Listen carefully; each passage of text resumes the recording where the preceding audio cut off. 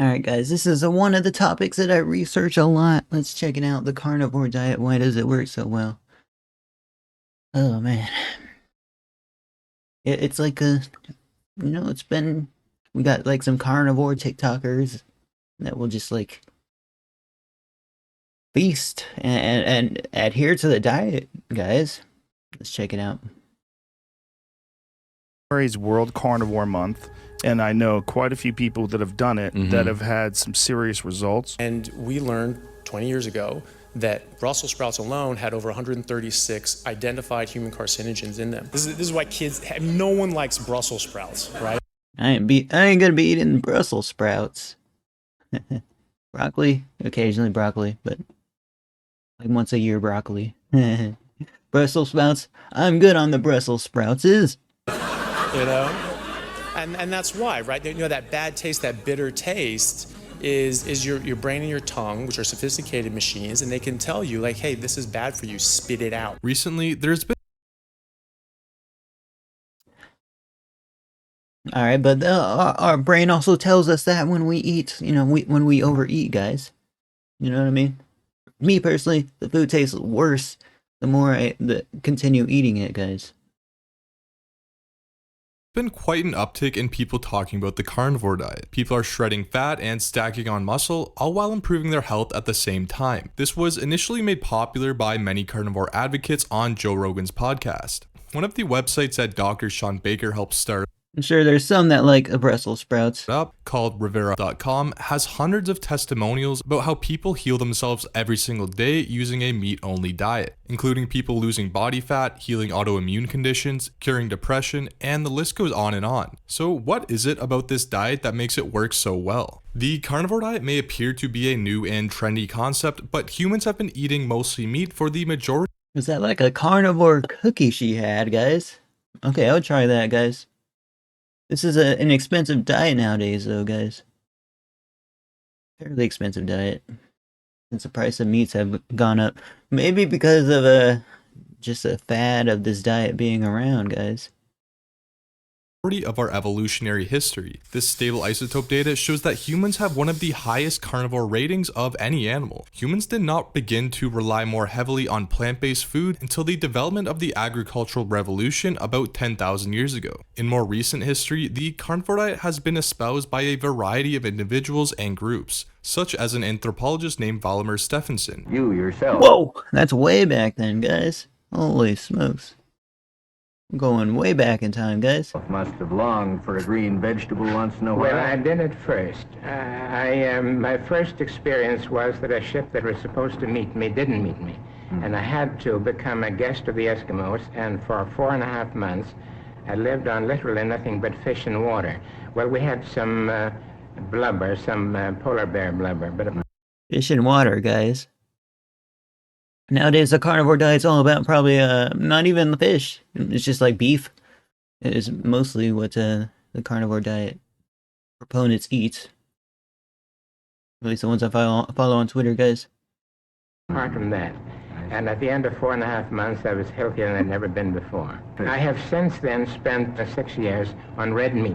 One of the main concerns with this diet is the elimination of plants. So, don't we need vegetables? And what about vitamin C? Won't we get scurvy? Well, our bodies function far differently with Oh man, I know the answers to these, but I'll let him explain it, guys, because he's got the image slide show. But I'll give my thoughts here. without plants and carbohydrates, meaning that many of our nutrient requirements are much different and are usually much lower. For example, the recommended daily allowance of vitamin C for men is about 95 milligrams, but on a carnivore diet, in the absence of carbohydrates, the requirements for vitamin C are in nanograms. This is because the molecules of both carbohydrates and vitamin C compete for many of the same transporters into the cell. Because of this, without carbohydrates, Snap, I didn't know that. our bodies are much more efficient at utilizing vitamin C. Therefore, the very small amount of vitamin C that is in animal flesh is more than sufficient to keep us at optimal levels, hence why so many carnivore eaters, including myself, aren't suffering from scurvy. A typical day of eating for myself is about a pound of ground beef with some beef tallow for lunch, 2 strip loin steaks for dinner. Yeah, I tried to follow this diet, man. It's hard though. Redmond real salt and water. Sometimes I'll Salt and meat, basically, guys. I'll add sardines and egg yolks. Although this is what I eat as it makes me feel best and it is simple, many people on the carnivore diet also eat a variety of animal products. After all, the carnivore diet consists of any animal products such as beef, lamb, chicken, pork, eggs, fish, etc., in the absence of all plants. Now, with this diet, I aim to get about a 1-to-1 ratio of fat to protein in terms of weight, which is around 60 to 80% of my so-called Guys, I wish I could like adhere to it, guys, because I want to see if it would improve my life a lot. Like my health issues, guys. I have some, so that'd be cool, guys. If I could, it could work like that, you know. Like my wrist is still bad, guys. I've been considering taking steroids. However, I would have to get them prescribed, guys. I don't want to, not have them prescribed. calories from fat and the rest from protein. This ratio is crucial as it ensures that we get just the right amount of fat and protein to optimize our hunger signaling hormones. If you don't consume enough fat, you could actually die from rapid starvation. For example, if I only ate chicken without adding any fat, I would not last very long, which is why I aim for fattier meats like He means a protein part of chicken, I think, which is hard to isolate. The chicken's gonna have fat on it, right, guys? There's a small amount of it. Beef, and will also sometimes add more fat to my meals with beef tallow. Now keep in mind that meat is very satiating, so it is important to eat whenever you're hungry and to keep eating until satiated. I Yep. found it helpful to use the MyFitnessPal app, which is free, when Yeah, bro. starting to get a good idea of what my macros Never use that app. looked like. I probably should, guys. Another concern people always worry about is this diet's lack of fiber. Yes, I eat a zero fiber diet. People often think, doesn't that make you constipated? And don't you need fiber to properly digest and feed your gut bacteria? After all, we've always been told that fiber is what makes us regular. If you're looking to maintain regularity, look here. There's a drug-free way to do it, and Kellogg's All Brand can be an important part. Because a high-fiber diet, including What? Kellogg's All Brand, I've never seen all brand, bro. It looks like the shoestring kind of fries, man. What is this? What am I looking at? Just straight up putting whole strawberries in your cereal as well? That is unhinged. Who does that, bro? I've never seen that. Ever, guys. Anyone ever do that? But hey, this is an old commercial, so maybe it was like that back in the day, guys. fiber you need for drug He's making his milk like strawberry milk by adding those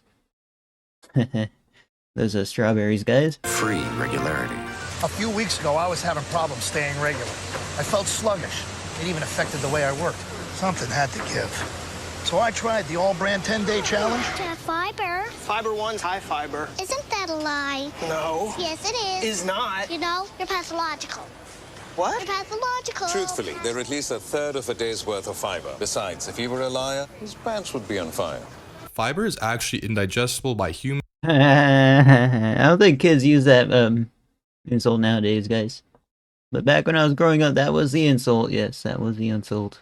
and in fact, fiber is an anti-nutrient. An anti-nutrient is a natural or synthetic compound that interferes with the body's absorption of nutrients. With that being said, would it be even more surprising if fiber actually causes constipation? They consider that fibre is the best available treatment for constipation, bar none. I could not locate one. There's one reason I stopped doing researching medical is just the variabilities in people's bodies and stuff. But it's still interesting to me, guys. Randomised control trial He's got his webcam. I swear I have the same webcam, man. expressly I looking used to. That's probably a Logitech webcam. Probably not. I don't know. I'm guessing. at symptoms of constipation. So I'd like to present to you the best trial that I could find. This was a case-controlled study. Here, Dr. Paul Mason presents a study that looks at patients with constipation, which compares high and low fiber diets and their outcomes on constipation severity. As shown in this graphic, the more fiber in the diet, the worse the constipation was. Now, what about a zero fiber diet? I used to go out of my way to try fiber, but not no more, guys. So the question is, what happened to those, the majority of those in the study, who had zero fibre in their diet? Whoa! Wait, that fourth one? Oh my gosh, bro. That fourth one right there, guys. I don't think I've had that, and I don't want to have that. Wait, I think I've had that. Never mind. But it's just like not in the context I'm thinking of. And it's not fun either, guys. It always scares me when that happens to me, guys. This is not a mistake. I didn't just forget to put something in the slide there. Now, not one patient on the zero fibre diet had any symptoms. Although some people find that fiber can get their digestion moving, it is only because your body now has more indigestible material to push out. Whereas on a zero fiber diet, just because bowel movements are less frequent and smaller in size does not mean that you are constipated. This is primarily due to our body's ability to absorb more of what we are eating. Guys, the large intestine looks like a giant like sausage, guys. I'm not gonna lie. Don't say the jokes. Don't say the jokes, but it does, guys. It does.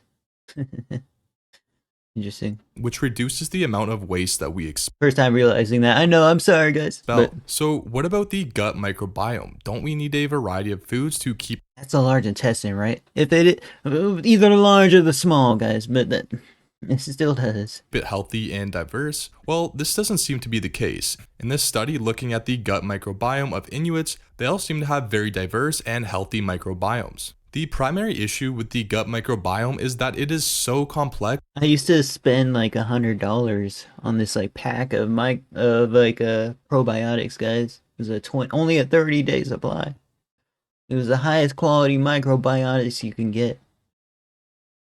And because I was just trying to like cure my health problems, guys. And I can't tell if it worked or not, guys. It's a microbiome. I mean, it made me feel better, but hey, if I ever get rich again, I will be investing in my health with like supplements and stuff. Again. That we actually know very little about what an ideal microbiome actually looks like. But I think it's safe to say if you're having digestive issues, autoimmune flares, or just nuking your gut. There's so much about like the body that's still left a mystery. That's why I got into it, guys. Like studying medicine and all this stuff. Just like, we can't like replace certain organs and stuff. So that's why I've just been looking into it a lot. With antibiotics, you may not have the healthiest gut microbiome. Now that we have fiber out of the way, what could be the issues with plants? After all, aren't they loaded with vitamins and minerals? The issue with plants is not so much the nutrients, but the anti-nutrients. Plants are just like animals in the sense that they want to survive so that they can spread their... That is violent. Oh my gosh, bro. I did not expect to see that visual. That guy looks like in pain, bro. Imagine that happened to us. No. Seed and reproduce. Plants can't run away or... Showing a sausage party clip, guys. We reacted to one of the most strangest sausage party freaking scenes. It's on the second channel. Physically fight back since they don't have legs or claws. So this is why they must resort to chemical warfare. But yeah, that is not even though it's animated, it's not a film for kids, I think. All plants, even though it kind of looks like it is, but then you look at the title, it's like nah. On this earth contain chemicals and toxins. I haven't even seen the movie, and I don't want to see it, guys. I don't know. That are meant to deter predators from eating them. According to this 1990s paper titled Dietary Pesticides, 99.99% all natural, led by biochemist Bruce N. Ames, we calculate that 99.99% by weight of pesticides in the American diet are chemicals that plants produce to defend themselves. Now, with that being said, there are still many people that eat plants and that are aware of these plant toxins. After all, there are ways to significantly reduce. Hey, I don't eat a lot of plants. I don't eat some meats. I don't eat tomatoes and stuff, like onions, unless they're like thoroughly mixed into the like food. I don't really eat it, guys. Tons of other vegetables I don't really eat either, guys. reduce your exposure to these toxins, such as soaking, cooking, And there are some vegetables like breaded nuggets. I'll be eating those all day, guys. or fermenting your food. But this still does not eliminate all of the anti-nutrients, which can still be potentially harmful to some people, especially when dealing with autoimmune conditions. Another rebuttal plant eaters often say is the idea of hormesis, a process in which the exposure to a low dose of a chemical agent or environmental factor that is damaging at higher doses induces an adaptive beneficial effect on the cell or organism. But the issue with this is that there are thousands of potentially harmful chemicals in plants, and we have no idea how they affect the body throughout our entire lifetimes. So to someone who says hormesis, I say which chemical and in what amount? That said, I like to induce a hormetic response through my workouts, not through my food. So what are these plant toxins and what do... Can't go wrong with working out, right? Unless you overexert yourself. Guys, I'm not a medical professional. This is not dietary advice. Do they do? Well, there are hundreds and potentially thousands of these, but let's focus on a few common ones commonly found in many people's foods that they eat daily. Here's a closer look at a table on some of the anti-nutrients and why you may want to avoid them. For example, there are phytates found in whole grains, legumes, and nuts. Don't scare me like this, man. You're gonna make me go back on the diet. You're gonna make me try it again. Phytates can inhibit mineral absorption such as iron, zinc, and calcium. There's lectins found in legumes, grains, nightshades, and some fruits and vegetables. Lectins can interfere with nutrient absorption and damage the gut lining. Then there's oxalic acid found in spinach, beet greens, almonds, and chocolate. Oxalic acid actually might be familiar to you as it is found in many cleaning products, rust removers, and material staining. Jeez, bro. How about lab-grown meat? Guys, do you think lab-grown meat is better for you? There's so many variables here, guys. I'm not gonna say which part of the diet, which diet I'm for, but oxalic acid is consumed through... I just want to be healthy, and then, like, severely restricting your diet like this. I tried it, guys. It's hard. It might be beneficial. After I eat a steak, I do feel like, healthy, guys. Like, steaks are expensive, man. Food, it tends to bind to calcium molecules, which then crystallize in the body and can form crystals in the kidneys and urinary tract, increasing the risk of kidney stones. Everybody's confused and lost in the woods when it comes to oxalate. We've known that oxalic acid and oxalate is completely poisonous and can kill you when it's purified since the early 1800s. And unfortunately, we're confused because a lot of the data that's out there, even lists of food presented by urology offices, are full of errors, they're incomplete. But we need to recognize that oxalate... Know a little bit about oxalates, guys.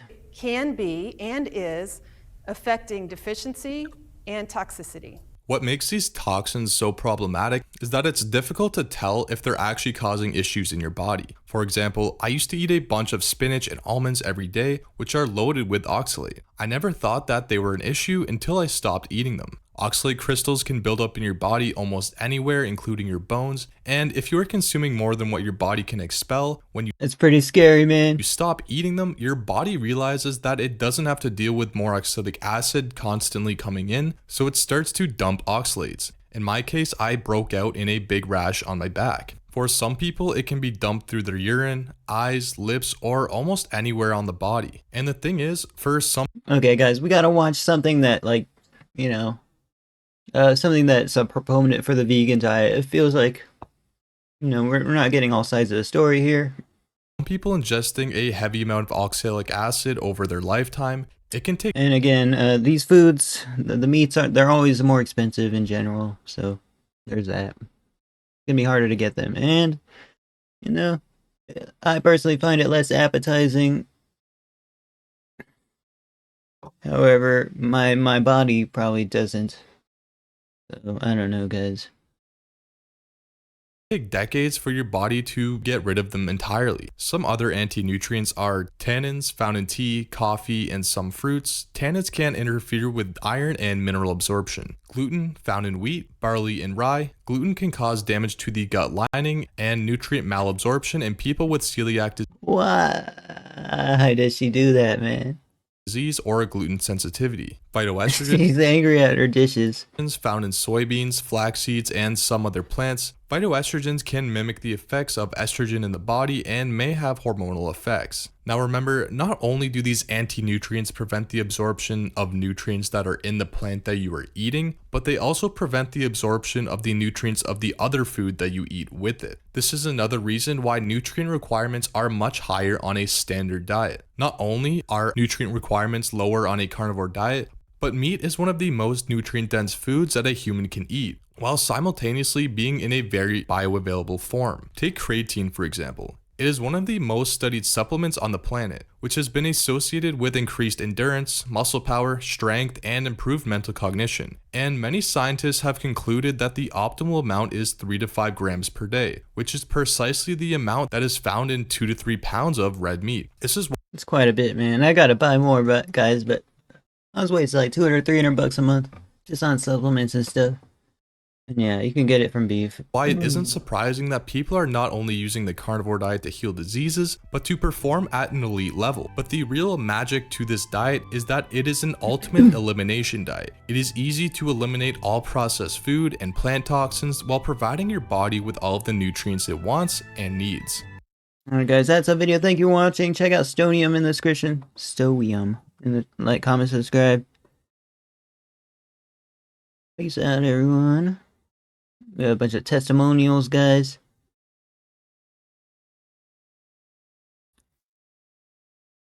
Oh man, I gotta.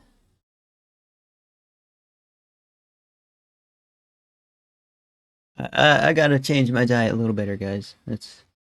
So I'll try to work on that. But I'll see you guys next one.